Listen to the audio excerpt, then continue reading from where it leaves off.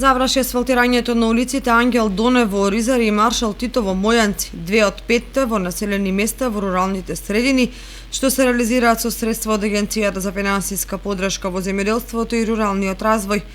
Улицата во Оризари е со должина од 176 метри со тротоари од двете страни, а градежните работи опфатија дренажа и решавање на канализацијата. Со асфалтирањето на Маршал Тито 196 метри изградена и последната неасфалтирана улица во Мојанци, со што тоа станува пример за инфраструктурно средено населено место. Во завршна фаза изградбата и на улицата Михаил Арсов, 264 метри во Прибачево, каде едновремено комуналното јавно претпријатие Водовод постави фекална канализација за дел од домаќинствата што не беа поврзани со системот за отпадни води. Со мерката 322 од програмата за финансиска поддршка на руралниот развој за општина Кочани се одобрени средства и за улиците Тоде Паунов, Долни Подлог и Ангел Стојчев во Тракање, каде набрзо ќе почнат градежните работи.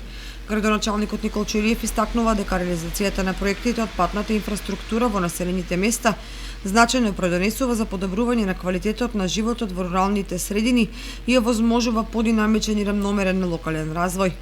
Илиев илустрираше дека во 2020 година од планираните 9,7 км улици и патишта во руралните делови на Кочани, 4,7 км се веќе изградени, а во тек и градбата на 2,5 км. Наскоро ќе започнат работите на останатите 2,5 км.